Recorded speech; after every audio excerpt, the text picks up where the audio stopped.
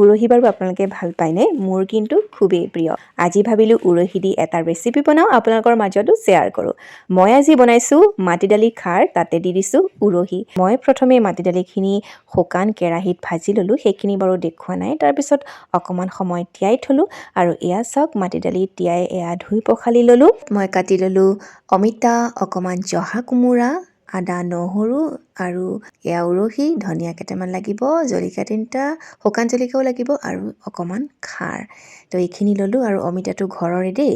আৰু উৰহিখিনি কুকাৰত সিজাওঁতে নিদিব, পিছত দিব। কুকাৰত খাৰখিনি দি মাটি দালিখিনি দি দিলোঁ, 2টামান হুইচেল মাৰি হৈ গ'ল। এতিয়া অকণমান ঘুটনি মাৰি লৈছোঁ আৰু গৰম কেৰাহীত তেল দি দিলোঁ, তাতে 5 ফোৰণ, শুকান জলকীয়া কেইটামান দি আদা নহৰু দি ভাজি ল'লোঁ অকণমান, কেঁচা জলকীয়া 2টাও দি দিছোঁ আৰু এয়া তেল মাৰি দিলোঁ। খাৰত হালধি নিদিয়ে, মই কিন্তু অকণমান দি দিছোঁ। এতিয়া উৰহিকেইটা দি দিলোঁ, শেষত ধনিয়া পাত দি আমাৰ খাৰ হৈ গ'ল।